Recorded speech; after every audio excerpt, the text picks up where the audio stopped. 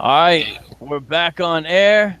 Not exactly sure where we got cut off, Yeah, we but apologize for the technical difficulties there, but nevertheless, we're back and rolling, and so I, we got an I could alternative now. I could play some of the video, and then so real, you just tell me where you want me to stop. All right, here Okay. we go. 3, 2, 1.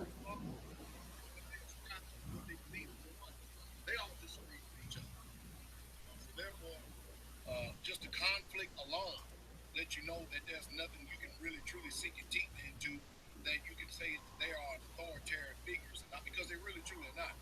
And then these church fathers have been translated, or let me use the word translated, again and again and again.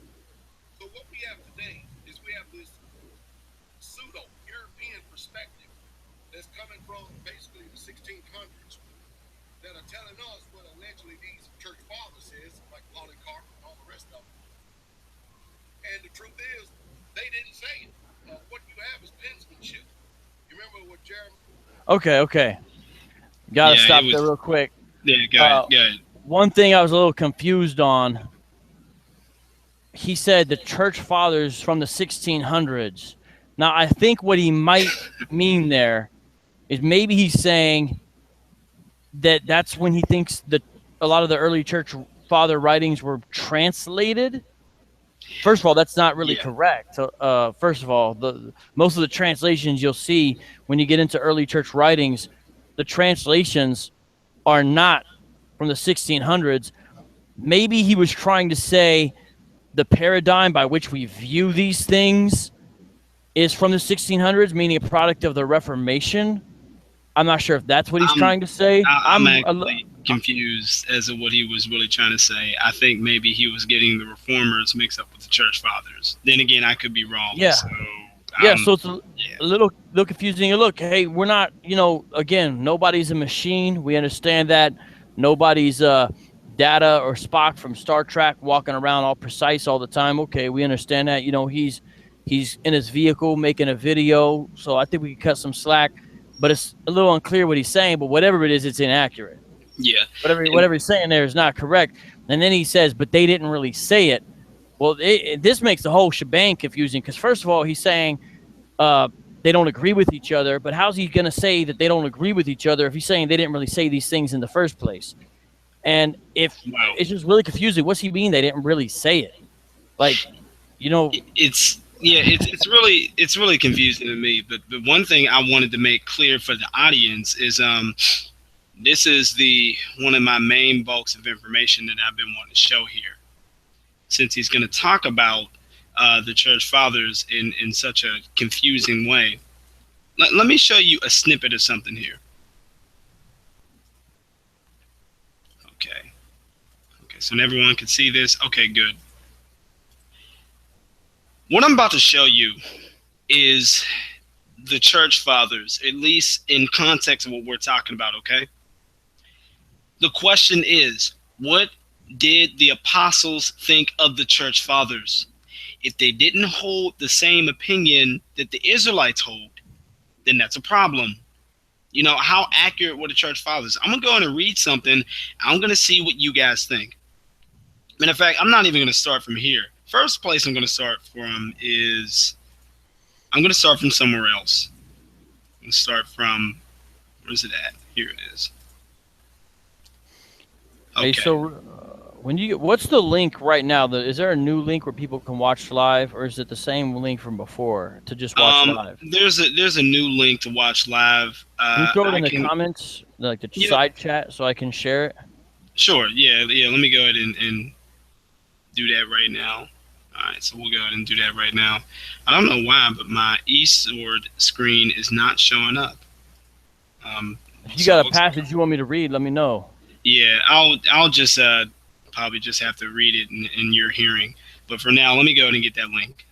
So here it is. Open tab. All right.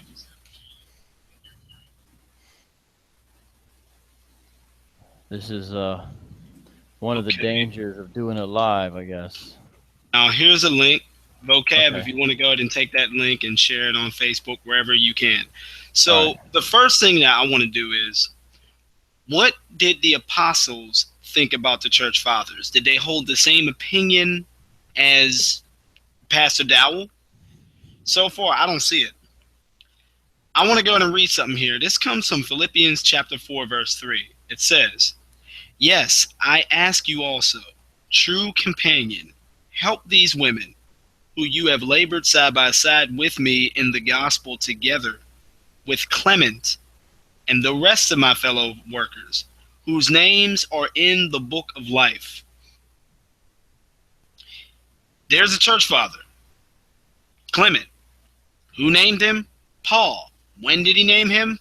When he wrote to the Philippian church. And yet he says this man is found in the book of life. He said he knows that their names are written in the book of life. Let's go to another one. And after that, I have another pressing question. Okay, let's go to Romans chapter 16.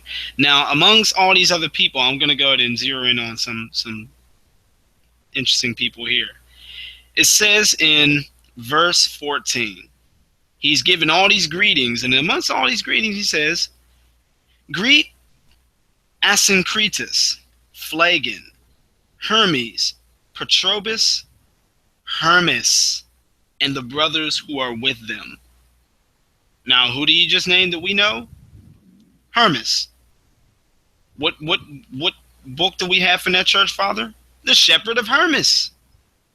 It's another early church book. It's another early church father. He just happens to be greeted by Paul. So, and I could do this all day. You know, there was actually Linus, and I think there were some other people. But the bottom line is, why is it that Paul is saying, "Oh, greet these people. Oh, this person's name is in the book of life"? It seems like he held a pretty high esteem for these church fathers, whom we have their writings. You know, we have Ignatius, we have Polycarp. Okay? Now, if that's the case, then that means that their writings carry some kind of weight because of the favor and bestow a blessing that they have from the apostles. I mean, it was because of the apostles that you have the church fathers. I mean, whose hands did they lay on, right? So there's one more thing I want to point out here. I'm going to read this. This comes, matter of fact, I'm going to show you on screen while I read it. That's what I'm going to do. And this will be my last point, and then after that, vocab, you can take it away. So I got my, oh wait, no, let's not do that. After you do that, I'll play it again. Okay. All right, where is, I can't find it. So yeah, this is labeled as Right, part 2, everybody. So there's going to be 2 parts to it. Right. It looks like. Now let me go ahead and read this. This is Polycarp of Smyrna. Okay, he was born in AD 69. That's pretty early. It says Polycarp was a 1st century bishop like Ignatius. He also a student and pupil of John. So once again, you got John, who discipled Polycarp, who discipled Irenaeus. That's our line. And it says, and the other apostles. We know this from the writings as well as a contemporary who knew him. Irenaeus, who died in AD 202. We also know this from Tertullian, right? He also died in 220. So those 3 people. Polycarp's contemporary Irenaeus makes mention of the fact that Polycarp was a pupil of John and a pupil of the apostles, beginning appointed bishop of the church in Smyrna by the apostles themselves. Irenaeus also mentions that Polycarp was a martyr for the Christian faith. This is what he says. He says, "For while I was yet a boy, I saw in Lower Asia with I saw you in Lower Asia with Polycarp, distinguishing yourself in the royal court and endeavoring to gain his approbation.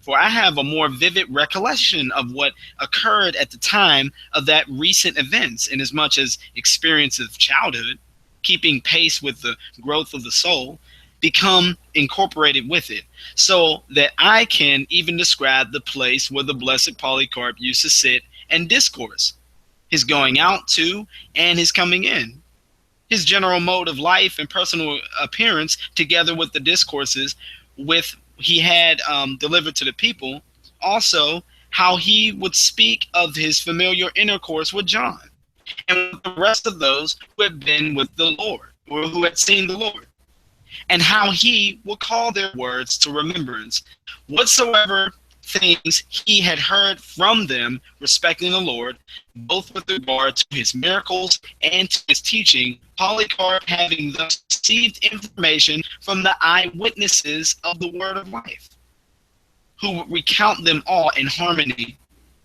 with the scriptures.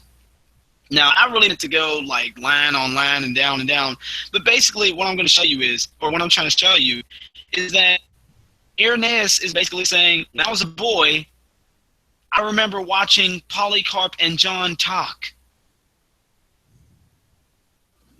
That needs to sink in for a bit. So I want to hear this talk about, oh, the church fathers can't be trusted, and, you know, they're so different and distinct from the apostles, and, you know, we really don't know. Their doctrines are so different. Okay, well, explain that. Please explain. Now, for the sake of this video, I have to skip all this other beautiful, detailed stuff.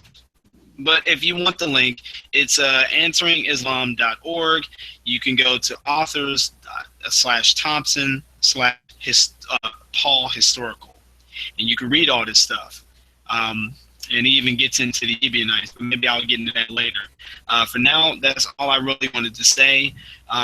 If the apostles showed favor to the church fathers that they blessed, why is it all of a sudden 1900 years later we're just not to trust them, and their writings and their doctrines aren't found at all in the scriptures? Like, where is this coming from, Israelites? Please tell us. I'd really like to know. Other than that, vocab, you can have it back, and that's all I pretty much wanted to say for now. Continue on with the Dowell video. Yep. Okay. All right.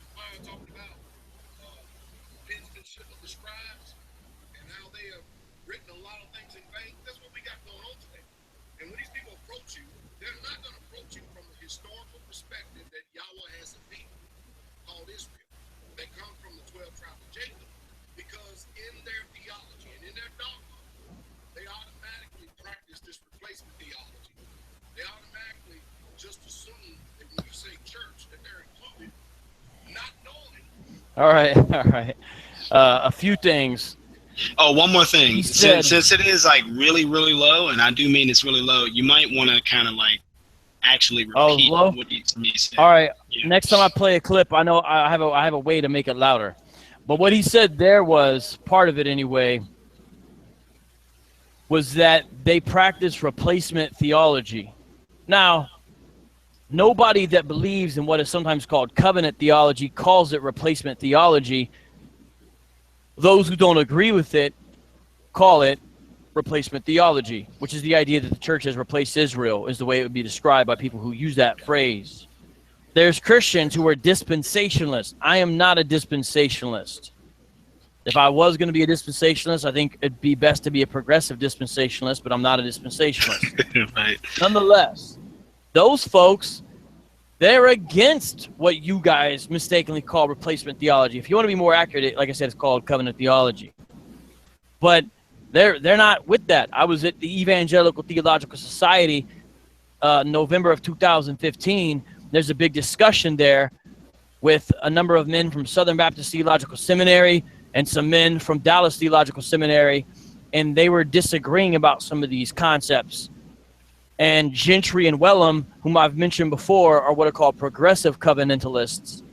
So I myself are what you might call a progressive covenantal guy. But my point by saying all that is, everybody's not a replacement theologian that you interact with as a Christian. And second of all, nobody calls it replacement theology except those who disagree with it. And then he said, and they automatically assume they're included. It's just sometimes, you know, these things slip out, and it's just funny. So, Real, do you want to make a comment on it? Were you able to actually hear the video yourself? Yeah, I was able to hear a good bit of it. I don't know what to make of that part, really. What did he say again? He said, he said they're not going to approach you from the perspective that Yahweh has a people, you know, that's called Israel. They're going to come at you with this replacement theology. And then when we talk about the church, they're going to automatically assume that they're part of it. Okay, I see what he's saying now. You know, of course we're not going to come at you with Israel or anything like that. The reason why is because I have 3 words. The new covenant. What is Jesus coming at people with? What are the apostles coming at people with? Are they coming with this heavy Hebrew Israelite theology? Or are they saying that there is neither Jew nor Greek nor Scythian, bond, free, but we are all one in Christ? Are they going to come? Are they going to come with what I read last night to Israel doctrine, when we end up going through Ephesians chapter 2? And that's what I'm going to do right now. I'm going to go and read that, and after that, I'll just pass it back to you. You know, do they come with this Israelite doctrine, or do they come with the doctrine of the church, right? The body of believers.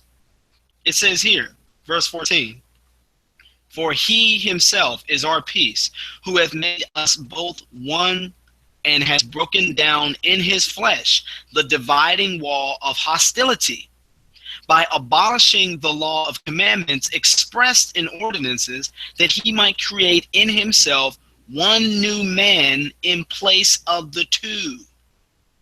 Right? Jew and Gentile. "So making peace, that he might reconcile us both to God in one body through the cross, thereby killing the hostility." He came and preached peace to you who were far off, which were the Gentiles, and peace to those who were near, who were the Jews. "For through him we both have access in one spirit to the Father. So then you are no longer strangers and aliens," right? He's talking to the Gentiles again. "But you are fellow citizens with the saints and members of the household of God." Wait a minute. Not the Israelites? No, the household of God. The church. The ecclesia, the called out ones. So this is what I'm talking about. The scriptures are so plain and clear as to who they were. And so I know a lot of Israelites will say, well, you know, Matthew, the Gentiles are really just lost Jews. That's the reason why he's saying these things. And I said, well, there's a problem with that. Because these Gentiles that he's talking about here are not lost Israelites. He does not mention that at all. Matter of fact, he calls them Gentiles in the flesh. That means natural born Gentiles. They were born that way. So, like I said, I don't know how they get past all this stuff by saying, well, you're not mentioning the Israelites. You're just mentioning the church and you're replacing it. No. The new covenant replaced the old, right? And so that's all I'm going to really say. Did the church replace Israel itself? No way. That's the reason why you have the demonstration of the tree, where you have Jews and Gentiles being grafted into one body, which is a church, right? He also speaks about the Israel of God. It gets pretty deep, but I don't want to get too much off topic. So let's just go ahead and continue. I feel like I hit my point, and I really want people to see the differences in our thinking and handling the flow of the scriptures versus their way of thinking and then having to just, you know, infer a lot of things by silence. All right, here we go. We'll continue on. Anybody in this world, if they're ever going to become a believer, and so, you know, all Israel must be saved, you've got to come by way through the salvation of the Yehudim. They're not going to do that. So you need to understand their perspective. Hold on. Wow. Hold on. You have to come through the salvation. You have to come through the Jews to reach salvation. That kind of sounds a little similar to Acts 15 a bit.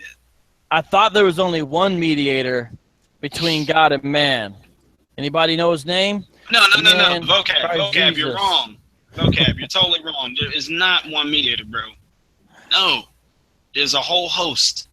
You know, it's the Israelite Church of God and Jesus Christ, and you know, Tazadaki being the comforter, he's another mediator, and all these other, you know, Acts 4:12, and there is salvation and no one else, for there is no other name under heaven given among men by which we must be saved. And so the new covenant is supposed to be a better covenant. Part of the reason why it's better is because the most perfect high priest, that's Christ himself, eliminates the need for mediators of the covenant, because we have a mediator of the covenant, a high priest who sits down because his work is completed. In the old school temple, there was no chairs, because when the priest went in there, his work was always going on. He could never sit down because his work was never completed. But there's the ascension of Christ, then the session of Christ. And during the session of Christ, Christ sits down because his work is completed.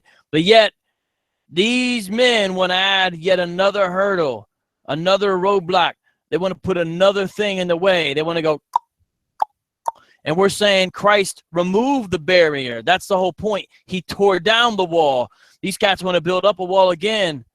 I mean, this is like standard Hebrew Israelite theology. We understand that. But you guys don't understand how much you say is directly contrary to the scriptures. And we just want to call it out and say, you're going to tell us that, well, hold up. I thought, and you know what this shows? It shows their interpretive framework. Their hermeneutic is Israel-shaped, not Christ-shaped. And so they view the old new covenants through the lens of Israel as prime instead of Christ as prime. You read Colossians 1:15-20, and we talks about the supremacy of Christ above all. It's almost like these cats insert Israel in there instead of Christ, you know? And all we're saying is that's a real problem. Continue on with this video. I think ssoreal dropped out again. What they're doing. I personally, unless we can agree upon some of the historical facts of what we're going to talk about and the approaches that we would make, I wouldn't even discuss anything to them, because if you ask them a question, they're not going to answer. They're going to keep on dodging, and they're going to keep asking you questions, trying to confuse the very question that you asked from the very beginning. I did see, I think a part of an interview where there's this young man by the name of Divine Prospect. Now, I can tell you right now, by listening to Divine Prospect, James White or Vocab Malone, none of them don't want anything to do with Divine Prospect, because that young man, and when I say little, I don't mean nothing disrespectful at all, because he is a little man. That's not to demean him or impugn his character in any way, shape, fashion, or form. But I would say this, that young man is a scholar. That young man, when he starts breaking down the history and telling you what the history means, you can believe it, at least from what I've heard.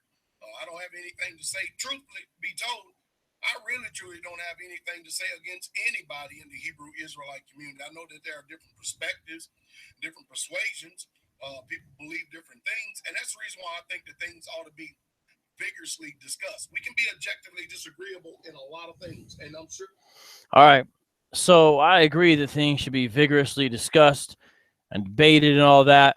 But it's weird. He just got done talking about we should do that within the Israelite community right after saying, unless we can agree on certain preconditions when we speak to Christians, we shouldn't even talk to them. And so he's saying, hey, unless you can have these frameworks that you agree upon before you have the discussion, in essence, here's the preconditions, then don't speak to them in the first place. But then right after saying that, he's saying they don't want to talk to Divine Prospect. Well, it seems like using what he's saying, Divine Prospect shouldn't even want to talk to us, but yet the Hebrew Israelites should debate each other. It's just a confusing message. All I know is when I go to Acts chapter 18, what I see is Apollos, an African from Alexandria, jumping in the synagogues and then in public settings debating those with whom he disagreed, proving from the scriptures that Jesus was the Christ. My point is that he jumped in dialogue with people who disagree with him, opened up the scripts, broke it down, and the scripture says that he vigorously refuted them. That's what Apollos did to his opponents in this instance. And so I'm not really understanding the advice he's giving here, what it should be. But on Divine Prospect, a.k.a. Ron Shields, he called in to one of the shows that I hosted with James White on the Dividing Line. I got to tell you guys, I ain't trying to be funny here. and I know this from personal conversation, James White has no idea who Divine Prospect is. Now, as of today, he does, because I gave him some information because I'm trying to work out a dialogue. Is it going to happen? Don't know. I haven't talked to Divine Prospect about this specific thing, but I said, hey, how about this name? Do this, do that. So he has a little bit of information, but not very much. And it's just weird because everybody's running around, at least Hebrew Israelites, talking about James White scared of this, scared of that. I don't know, man. It's like y'all just don't. I don't understand. James White is debated like over 100 folks, and he's debated some of the best. And you guys like think he's like afraid to debate. I just don't really comprehend it really. And I guess it seems like you got a kind of a hyperinflated view maybe of yourselves in certain ways, kind of megalomaniac. I'm not saying Divine Prospect per se. I'm saying the Hebrew Israelite movement as a whole kind of suffers from this NPD, narcissistic personality disorder, you know? And that's a problem. So what he's saying is just simply not, it's just not the case. But you guys could continue to believe it. But here's the thing. This is long term. Some of these discussions just started happening earlier this year. This is long term. Nobody's going anywhere unless the Lord takes them, right? What I mean is we're going to have these discussions. It's going to happen. It's going to happen with different people here, different people there. Y'all are just so impatient. All these things are